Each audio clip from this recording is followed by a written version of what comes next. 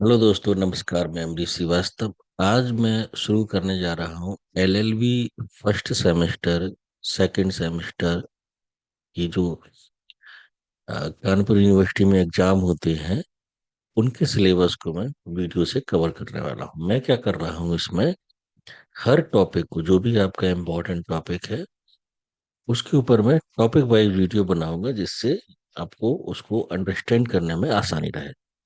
इसमें मैंने क्या चीज और सोचा है कि जैसे एक क्वेश्चन होता है तो वो क्वेश्चन कितने तरीके से पूछा जा सकता है। जैसे मान के चलिए कि अगर हम बात करते हैं संविधान की प्रमुख विशेषताएं, एक सवाल ये हो गया कि संविधान की प्रमुख विशेषताएं क्या है। अब इसी सवाल को थोड़ा सा अगर घुमा दिया जाए तो सवाल बन जाएगा, संविधान के मौलिक अवयवों का वर्णन कीजिएगा, या संविधान की विशेषताओं का संक्षेप में वर्णन कीजिएगा। मतलब कहीं ना कहीं अगर हमारा संविधान आ रहा है, या संविधान से आप क्या समझते हैं, ये भी आ सकता है। या आप इसमें कर सकते हैं कि संविधान का क्या महत्व है, मतलब इससे क्या आप निष्कर्ष निकालते हैं। इसकी प्रकृति की विवेचना कीजिए, मतलब संविधान किस तरीके का है, संघीय है या गैर संघीय है। यानी कि अगर कहीं पर भी ऐसा आ रहा है, या मान के चलिए ये पूछा जाए कि भारत लोकतांत्रिक गणराज्य कैसे है ना, संविधान के प्रमुख अवयव क्या हैं, या संविधान की जो प्रभुत्व संपन्नता है वो आप कैसे डिफाइन करेंगे। मतलब कुल मिलाकर के कहीं पर भी ऐसा कुछ आता है जिसमें आपके संविधान को एक्सप्लेन करने की बात कही जाए, मतलब उसके बारे में कुछ बताने की बात की जाए, तो आप ये मान के चलिए कि आपको उसकी प्रमुख विशेषताएं ही बतानी है। अब उनको बताने के तरीके भिन्न भिन्न हो सकते हैं। मतलब हो सकता है किसी एक पर्टिकुलर पॉइंट पर हमको ज्यादा फोकस देना हो, या किसी पर कम देना हो। जैसे मान के चलो कि ऐसा आता है कि संविधान हमारा समाजवाद की अवधारणा को कैसे एक्सप्लेन करता है। तो अब समाजवाद की अवधारणा अलग अलग लोगों की है। अगर हम कार्ल मार्क्स की बात करें या विदेशी जो है उनकी बात करें, तो हो सकता है कि उनका समाजवाद हमारे समाजवाद से थोड़ा अलग हो। पूंजीवाद अलग होता है, समाजवाद अलग होता है, ये सारी चीजें होती हैं। हमारे यहाँ क्या है, इन सबको बैलेंस करके चलाया गया है। बैलेंस यानी कि मतलब न तो किसी को दबाए की बात की जा रही है, ना किसी को ज्यादा वरीयता देने की बात की जा रही है। ये एक बहुत ही अच्छी चीज है हमारे संविधान में। तो संविधान की जो प्रमुख विशेषताओं की अगर हम बात करते, सबसे पहले बात करते, तो आपके दिमाग में क्या आता है। सबसे पहले तो ये आएगा कि भाई ये जो है दुनिया का सबसे बड़ा संविधान है, वो भी लिखित, है ना। अमेरिका का भी है लिखित में, लेकिन वो इतना बड़ा नहीं है। अब जब लिखित है तो जाहिर सी बात है कि इसमें अनुच्छेद होंगे, अनुसूचियां होंगी और कुछ भाग होंगे, तो वो डिफाइन कर सकते हैं आप। जिसमें 395 अनुच्छेद हैं, 22 भाग हैं, 12 अनुसूचियां हैं, मूल रूप में 8 थी। और अब बढ़ते बढ़ते इतनी हो गई। इसमें और भी थोड़ी गहराई में आप जा सकते हैं, तो जो शुरू में 8 थी उनको आप बता सकते हैं, फिर 12 क्यों हुई वो आप बता सकते हैं। भागों में भी आ बा सा ये सब उसमें एक्सप्लेन हुए हैं। अनुच्छेद इतने हैं, इसमें आप ये देख सकते हैं कि लगभग 200 अनुच्छेद ऐसे हैं जो भारत शासन अधिनियम 1935 से एज इट इज उठा के रखे गए। तो ये सारी चीजों को आप एक्सप्लेन यहाँ पर कर सकते हैं। ये बहुत इंटरेस्टिंग चीज है उनके लिए जिन्होंने संविधान को कोई पढ़ा नहीं है। तो मेरा इसमें उद्देश्य है, देखिए अभी आपका जो क्लास है वो उस तरह का नहीं है जैसे 10th 12th का होता है कि एक एक चीज को बताया जाए। अभी यहाँ पर इम्पोर्टेंट चीज ये है कि आप उसको एक्सप्लेन कैसे कर सकते हैं। पढ़ते तो सभी है, लेकिन एक ऐसी पढ़ाई होती है जिसमें आपको ज्यादा से ज्यादा नंबर लेकर के आने, ज्यादा ज्यादा इन डेप्थ में जाना है। लेकिन वो आप पढ़ने के बाद भी उसको अगर एक्सप्लेन नहीं कर पाते, कई बार क्या होता है कि क्वेश्चन हमारे सामने होता है, वो पूछ रहे होते हैं और हम ये नहीं समझ पाते कि एक्चुअली में ये क्या पूछ रहे हैं। उसी चीज को मैंने यहाँ पर एक्सप्लेन किया है कि जब आपसे संविधान से रिलेटेड कुछ भी पूछा जाए तो आप इनमें से पूरे को उठाइए। अब जितना बड़ा प्रश्न हो या जितने नंबर का प्रश्न, उस हिसाब से आंसर दीजिए। अगर आपका प्रश्न 4 या ना 5 नंबर का है तो इतना लिख दीजिए, काफी है। लेकिन अगर आपका प्रश्न 10 नंबर या 15 नंबर का, तो कोशिश ये कीजिएगा कि इनमें थोड़ा और इन डेप्थ चले जाए। और इन डेप्थ जाने के लिए कोई बहुत बड़ी चीज नहीं है, आपको इन चीजों को ही एक्सप्लेन करना है। जरूरी नहीं है कि आप यहाँ पर वो चीजें लिखें जो संविधान के अंदर लिखी, आप इन चीजों को एक्सप्लेन कीजिए, जैसे संघात्मक और एकात्मक। भारत का जो संविधान है उसमें संघात्मक भी है और एकात्मक भी। संघात्मक मतलब जिसमें संघ की चलेगी, एकात्मक मतलब जिसमें राज्य की चलेगी। अब क्या है, न तो ये हमारा यूएसए जैसा है जिसमें हर राज्य की चलती है, और न यूके या आयरलैंड या ऑस्ट्रेलिया जैसा जहां सिर्फ केंद्र की चलती है। यहाँ पर क्या है, अवसरों के अनुसार, मतलब आप अगर इसको तार्किक दृष्टि से देखें तो अधकचरा मामला है कि ना यहाँ बाप की चलनी है ना बेटे की चलनी है, जिसकी जिसमें पावर है वो अपनी चला ले, जिसकी लाठी उसकी भैंस, अगर इस तरह से देखें तो। लेकिन चूंकि हमको सकारात्मक रूप से देखना है तो हम इसमें ये देख सकते हैं कि जहां पर राष्ट्रीय एकता एवं अखंडता की बात आती है वहां केंद्र की चलेगी।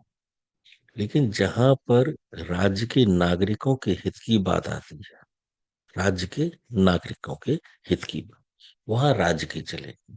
ये एक सकारात्मक दृष्टिकोण है। अब ये कितनी चलती है, ये निर्भर करता है उस राज्य के मुख्यमंत्री की इच्छा शक्ति के ऊपर या केंद्र में बैठे हुए प्रधानमंत्री की इच्छा शक्ति के ऊपर। कई बार ऐसा होता है कि चीजें सही होती हैं, लेकिन जो मुखिया बैठा होता है उसकी विल पावर उतनी नहीं होती है जो उन चीजों को मैनेज कर सके। तो वहां पर क्या होता है कि उसी की चलती है जिसकी विल पावर ज्यादा होती है। ऐसा आप कई बार इसको देख सकते हैं। जैसे मान के चलिए कि राज्य सरकार ने अपने प्रदेश के नागरिकों के लिए कोई योजना बनाई और केंद्र सरकार ने हस्तक्षेप कर दिया, या राज्य सरकारों ने कुछ कार्यक्रम किया जिसमें कुछ गड़बड़ हो गई, केंद्र सरकार ने उठा के राज्य सरकार को बहिष्कार कर दिया, मतलब विखंडित कर दिया, विधानसभा भंग कर दी, राष्ट्रपति शासन लगा दिया। अब अगर राज्य सरकारें इतनी विल पावर से युक्त नहीं है तो वो चुपचाप बैठ जाएंगी, इंतजार करेंगी चुनाव का। ये इंदिरा जी के टाइम में बहुत हुआ। लेकिन अगर राज्य सरकारों के अंदर केंद्र सरकार के मुखिया के प्रति उतना आदर नहीं है तो होना क्या है, वो सुप्रीम कोर्ट चले जाएंगे। सुप्रीम कोर्ट जाएंगे, एक्सप्लेन करेंगे, और कई बार केंद्र सरकार को मुंह की खानी पड़ती। जैसे मोदी जी के कार्यकाल में इन्होंने 2-3 राज्यों में राष्ट्रपति शासन लगाया था और मजबूरी में उसको हटाना पड़ा। तो यहाँ पर ये जो मुद्दे हैं ये पूरी तरह से निर्भर करते हैं कि जिसकी लाठी उसकी भैंस। तो ऐसा कुछ नहीं है कि एकात्मक और संघात्मक जो है वो बहुत ज्यादा तार्किक दृष्टिकोण से बनाया हुआ हो। ये जिसकी लाठी उसकी भैंस है। सर्वोच्च संविधान, भारतीय संविधान सर्वोच्च है और इसके विपरीत कोई भी कानून अमान्य घोषित हो सकता है। ये बहुत अच्छी लाइन है। लेकिन अब मैं ये सोच रहा हूँ कि यहाँ पर संविधान निर्माताओं के अंदर एक पूर्वाग्रहित मानसिकता थी, पूर्वाग्रही जिसको हम बोलते हैं। पूर्वाग्रही में क्या था कि एक ऐसा वर्ग था जो सक्षम माना गया, जिसको आज सवर्ण या जनरल बोलते थे। उसको इन्होंने एक ऐसी मान्यता दे दी कि वो वर्ग हमेशा शक्तिशाली ही रहेगा, भले ही कहीं लिखित में ना हो। मतलब जब संविधान बना तो जब आर्टिकल 15 और 16 लिखे गए, वो पता है कि सारे नागरिक समान हैं, सभी के लिए अवसरों की समानता है। लेकिन एक पूर्वाग्रही मानसिकता थी जो जिसका कोई लिखित प्रमाण नहीं है, यानी कि अगर वो चीज पहले कभी थी भी तो अब वो अमान्य है। मतलब अगर आप यहाँ पर ज्यादातर लोग सोचेंगे मनुस्मृति में ऐसा लिखा है, तो वो आज अमान्य है, मतलब उसके आधार पर किसी को सिलेक्शन नहीं मिलता है, वो अमान्य है ना। लेकिन पूर्वाग्रहिता ये थी कि ये वर्ग हमेशा सक्षम रहेगा, जबकि जमींदारी छीन ली गई। पढ़ने लिखने का जो केवल इनको ही अधिकार था, जैसा कहा जाता है, वैसे मुझे नहीं लगता कि ऐसा था, वो भी सब में डिस्ट्रीब्यूट कर दिया गया। यानी कि कुल मिलाकर के इनको बिल्कुल सामान्य, जो जनरल होता है, वो कैटेगरी मिली है, सामान्य, मतलब बिल्कुल सामान्य। बावजूद इसके भी एक ऐसा हुआ बना करके रखा हुआ है कि ये वर्ग आज भी उतना ही जालिम और जुल्मी है, जबकि संविधान खुद कह रहा है कि इसके विपरीत, यानी कि समानता के विपरीत कोई भी कानून होगा। समानता के विपरीत कौन सा कानून होता है? असमानता। अब वो कोई किसी भी आधार पे हो, चाहे हम ये कह के दे दे कि ये कमजोर है, तो उसके वैज्ञानिक प्रमाण कुछ नहीं है। अगर आप ये बोलते हैं कि ये मतलब वर्ग कमजोर है, तो उसके कोई वैज्ञानिक प्रमाण नहीं है कि ये वास्तव में कमजोर ही है।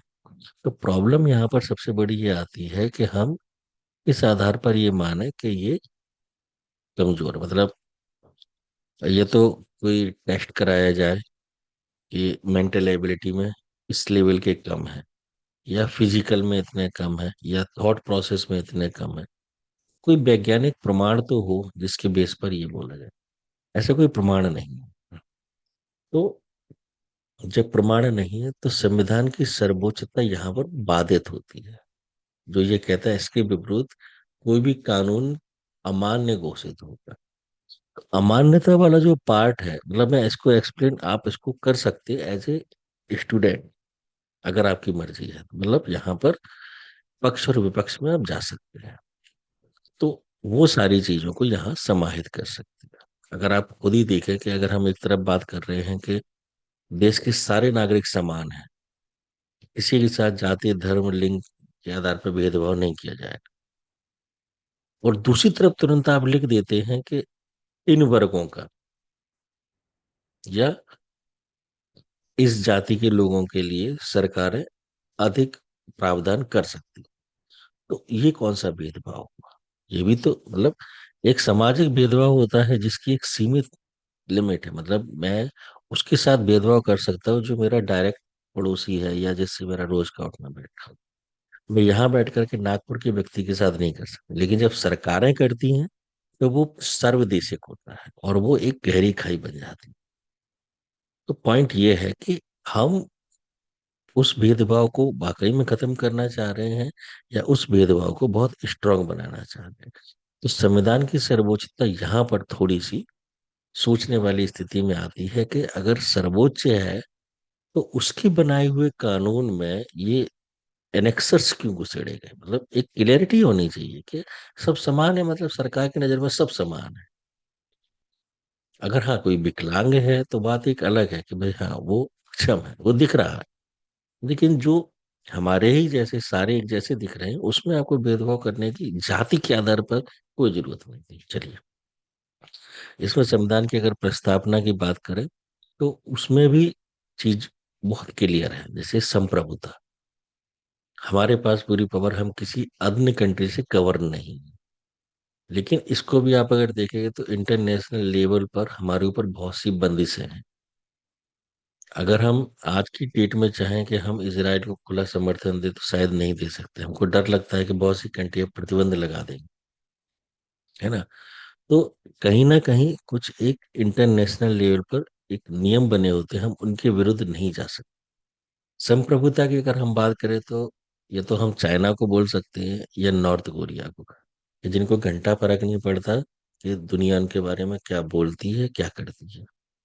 समाजवाद, समाजवाद का मतलब होता है इक्वेलिटी। अब अगर इक्वेलिटी के नाम पर कि अनइक्वेलिटी है, कहाँ है पता नहीं, कौन कर रहा है पता नहीं, उस इनइक्वालिटी को हटाने के लिए सरकार इनइक्वालिटी लेकर के आती है कि भाई तुम इस जाति में पैदा हुए हो तो तुमको ये एक्स्ट्रा बेनिफिट मिलेगा, तुम इसमें पैदा हुए तुमको एक्स्ट्रा बेनिफिट। तुम इस जाति में पैदा हुए इसलिए तुमको लिमिटेड बेनिफिट मिलेगी। ये समाजवाद नहीं, ये अवसरवाद है। मतलब आप इसको पक्ष विपक्ष में देख सकते हो। इस संविधान में ये सारी चीजें हैं, लेकिन इनका उस तरह से इस्तेमाल नहीं हो रहा है जैसे होना चाहिए। धर्मनिरपेक्षता। धर्मनिरपेक्षता का मतलब है पंथ निरपेक्षता। देश में बहुत सारे पंथ हैं, जैसे दादू दयाल का भी है, कबीर का भी है, रस खां सबका है। तो सरकार जो है किसी एक पंथ को प्रमोट नहीं करेगी, यानी कि एक पंथ के लिए ही सुविधाएं मुहैया नहीं कराएगी। अब जब बात ये आती है तो सोचने वाली बात यह है कि जब धर्मनिरपेक्षता है तो यहाँ अल्पसंख्यक शब्द होना ही नहीं चाहिए। जब सारे समान है तो, या तो देश हिंदू राष्ट्र घोषित हो तो समझ में आता है कि हाँ भाई ये बाकी लोग हिंदू है, ये पर्टिकुलर 5% मुस्लिम है, 5% ये है, तो ये अल्पसंख्यक में तब आएगा। तो अल्पसंख्यक एक कंपैरेटिवली तो है ना, एक कंपैरिजन है कि भाई इनके कंपैरिजन में ये कम है। जब पूरे देश के नागरिक समान घोषित है तो फिर ऐसा कंपैरिजन तो होना ही नहीं चाहिए। दूसरा यह है कि बहुत लंबे समय से राष्ट्रपति भवन में इफ्तार पार्टी दी जाती थी, अजमेर शरीफ में चादर भेजी जाती थी, तो ये एक लिमिटेड था। ये सभी पंथों के लिए नहीं था, ये एक एक पंथ के लिए ये सुविधाएं थी। सिखों के लिए, ईसाइयों के लिए, जैन के लिए, बौद्ध के लिए या सनातन धर्म के लिए ऐसी कभी सुविधाएं नहीं दी। और लंबे समय तक भगवान राम टेंट में रहे। कभी राष्ट्रपति भवन से टेंट का कपड़ा नहीं गया कि भाई चलो ये पुराना हो गया है, इसको बदला जाए। लोकतंत्र। लोकतंत्र का मतलब होता है for the people by the people, इस तरह से। लेकिन ये जो लोकतंत्र है एक तरह से देखा जाए तो भीड़ तंत्र है। मतलब जो जितनी संख्या में भारी है उसकी उतनी हिस्सेदारी है। आप देखिएगा कि यहाँ पर लोग जाति के हिसाब से वोटिंग करते हैं। मतलब हमारी जात का खड़ा हुआ, इस पार्टी से खड़ा हुआ, वोट दो। तो वो लोकतंत्र नहीं। मतलब लोकतंत्र का मतलब ये होता है कि हम उन चीजों के लिए वोट दें जिनकी हमें सरकार से चाहिए। मतलब बिजली, पानी, सड़क, शिक्षा, चिकित्सा, ये सब। यहाँ पर वोटिंग होती है कि हमारी जात का व्यक्ति कैसे सर्वोच्च पद पे पहुंचे। हमारी जात का, उनको इससे मतलब नहीं कि वो वहां जाकर के क्या करे, बस हमारी जात का पहुंच जाना चाहिए। इससे कोई वाकई में मतलब नहीं कि उस व्यक्ति ने वास्तव में जाति के उत्थान के लिए कुछ किया या नहीं किया। हाँ, उसने अपना बहुत अच्छा कर लिया। ठीक है। इसमें न्याय, स्वतंत्रता, समानता, भाईचारे की बात। अब भाईचारे की जब बात आती है तो अगर सरकारें भेदभाव कर रही होंगी, जब आप ऐसे सोचिए छोटे लेवल पर आते हैं, आप परिवार में हैं और आपके पेरेंट्स, आप और आपके भाई में थोड़ा सा अंतर करते हैं, भले ही कोई भी रीजन रहा हो, तो जिसके साथ अंतर हो रहा है वो कभी भी, मतलब जिसको वरीयता दी जा रही है, उसके प्रति उसके बहुत सकारात्मक नहीं हो। यहाँ पर भी सेम वैसा ही है कि अगर एक व्यक्ति जिसको सरकार की तरफ से सुविधाएं दी जा रही हैं, दूसरा जिसको नहीं दी जा रही है, उनके बीच में भाईचारा जैसा कुछ हो नहीं सकता। अगर है तो ये अवसर।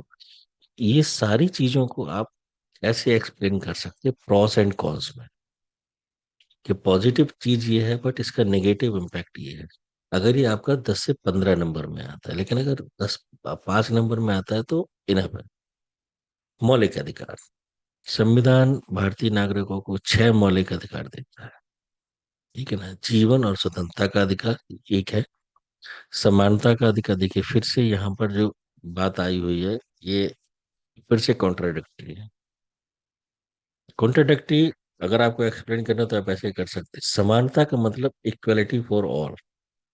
अगर ए और बी दो लोग हैं तो दोनों के लिए समान अवसर, समान आयु, समान अंक। ठीक है। ठीक है। एक को तो आपने 30 साल, 7 अवसर और 90 नंबर, दूसरे को आपने 40 साल, ठीक है, अनलिमिटेड अवसर और 60 है। ये समानता नहीं है ना। जब और आप सिर्फ एक प्रिडिक्शन में ये कह रहे हैं कि उनके साथ अत्याचार हुआ, कब हुआ, किसने किया, कोई डेटा नहीं है, तो ये समानता नहीं है। मतलब ये कोई वैज्ञानिक आधार तो हो कि हाँ भाई ये इस वजह से थोड़ा चीज है। और उसका भी एक टाइम बाउंड हो, क्योंकि अकर्मण्यता जो है ना, जब मैंने उसको घेर लेती है तो वो उतना आगे नहीं बढ़ता। अब ये शोषण के खिलाफ अधिकार। शोषण क्या है? शोषण ये है कि आपकी क्षमताओं का सही उपयोग नहीं करना है, यानी कि आपकी क्षमताओं का आपके हित में उपयोग करने से रोकना। ठीक है ना? मतलब किसी का मेधा जो है 30 साल में खुलती, किसी की 35, तो आपकी ब्लॉक कर दी। एक तरह से ये शोषण है। ये पॉजिटिव और नेगेटिव। हालांकि जब ये बनाया गया था तो इनके दिमाग में कहीं पर भी वो नागरिक नहीं थे जिनको आज सामान्य वर्ग में डाला गया। सामान्य वर्ग को संविधान निर्माताओं की पूर्वाग्रही मानसिकता ने हमेशा ऐसा माना कि वो सामंत है, वो सर्वशक्तिमान है, वो धनाढ़ है, वो बाहुबली है। सारी मतलब जितनी भी सुपरलेटिव पावर्स थी वो उनके पास गॉड गिफ्टेड ही, मतलब इनबिल्ड ही आएंगे, वो कमजोर नहीं पड़े। तो उसका शोषण नहीं हो सकता। शोषण वो कर सकता है। इसका कोई लॉजिकली आंसर नहीं है कि उसका क्यों नहीं हो सकता। सरकार जिसके पक्ष में खड़ी है वो शक्ति संपन्न है, जिसके खिलाफ खड़ी है वो कुछ नहीं है, चाहे आप कुछ भी हो। धार्मिक स्वतंत्रता का अधिकार, यहाँ पर भी आप देख सकते हैं कि एक धर्म पर हमेशा ही उंगलियां उठती, चाहे उनका होली का त्योहार हो या दिवाली का हो या रक्षाबंधन का हो, तो वो भी स्वतंत्रता कहीं ना कहीं फंसी हुई है। संस्कृति और शिक्षा संबंधित अधिकार और संवैधानिक उपचार का अधिकार। आप संवैधानिक अधिकारों के लिए सुप्रीम कोर्ट जा सकते हैं, बशर्ते आप सामान्य वर्ग में ना हो। सामान्य वर्ग का मतलब आपका शोषण हो ही नहीं सकता। अब मौलिक अधिकार की बात चली थी कि भाई मौलिक कर्तव्य कुछ होने चाहिए। तो 42वें संविधान में 1976, जस्ट आफ्टर द इमरजेंसी, 11 मौलिक कर्तव्यों को शामिल किया गया, जिसमें नागरिकों को देश के प्रति अपने दायित्वों की याद दिलाई गई। अब यहाँ पर आप देख सकते हैं कि जब किसी समुदाय की या वर्ग विशेष की मांगें पूरी नहीं होती हैं, तो वो क्या करता है? वो उतरता है सड़कों पर। सड़कों पर उतरते ही वो सबसे पहले सार्वजनिक संपत्ति को निशाना बनाता है। आपकी बसें चलाएगा, बिल्डिंग चलाएगा, तोड़ फोड़ करता है सरकारी संपत्ति को। तो ये मौलिक कर्तव्य जो है उस स्थिति में खत्म। हालांकि अभी हाल फिलहाल में सुप्रीम कोर्ट ने ये जरूर कहा है कि ऐसी किसी घटना के लिए जो नुकसान होगा उसकी भरपाई भी वही लोग करेंगे, लेकिन ये अभी उस तरह से इम्प्लीमेंट नहीं हुआ जिस तरह से हो जाना चाहिए था। खैर, कोई। न्यायपालिका की स्वतंत्रता। भारतीय संविधान में न्यायपालिका को स्वतंत्र और निष्पक्ष बनाता है। अगर आप इसमें देखेंगे तो एक बहुत पहले एक केस आया था जिसमें एक मुस्लिम महिला का तलाक होता है और वो गुजारा भत्ते की बात करता है। मैं यहाँ पर नाम नहीं लूंगा, ये आपको कमेंट बॉक्स में बताना है कि वो कौन थी जिसके लिए राजीव गांधी ने सुप्रीम कोर्ट के फैसले को पलट के अध्यादेश लेके आए थे। तो अगर हम यहाँ पर बात चल, अब यहाँ पर क्या है कि ये मौलिक कर्तव्य, मौलिक अधिकार है उसका शोषण के खिलाफ, उस महिला का, संविधान ने उसको दिया हुआ है ना, शोषण के खिलाफ, क्योंकि उसका शोषण हुआ, भाई उसको पैसे से बाकी लोगों को मिल रहे हैं तो उसको भी गुजारा भत्ता मिल। लेकिन राजीव गांधी की सरकार ने सर्वोच्च न्यायालय के निर्णय के विरुद्ध जाकर के संविधान में संशोधन किया। तो न्यायपालिका की स्वतंत्रता भी लिमिटेड है। मतलब कहने को वही है, विल पावर वाली बात है, जिसकी लाट है। अगर केंद्र में बैठे हुए व्यक्ति के अंदर उतनी विल पावर नहीं है तो न्यायपालिका की चलेगी, और अगर केंद्र में बैठे व्यक्ति की विल पावर ज्यादा है तो उसकी चलेगी। All total depend on the will power. चलिए आगे चलते हैं। संपूर्ण वयस्क मताधिकार, 18 वर्ष की आयु, इसमें तो कोई खास है ही नहीं। 1 पर्सन 1 वोट। अब देखिए संविधान में लचीलापन और कठोरता, ये मतलब अगर सकारात्मक दृष्टि से देखें तो ये बहुत अच्छी चीज है कि ये लचीलापन ये है कि हम उसमें संशोधन कर सकते हैं, कठोरता ये है कि बहुत कठिन। लेकिन यहाँ पर भी कहानी वही है कि जिसकी लाठी उसकी भैंस। मतलब संसद में बैठे हुए 543 लोगों ने डिसाइड किया कि बदलना है, मतलब बदलना है। राज्य सरकार अड़ गई कि नहीं बदलने देना, तो नहीं बदलने दे, मतलब जिसकी लाठी उसकी भैंस। तो सरकार है, उसके हाथ में सारी पावर है।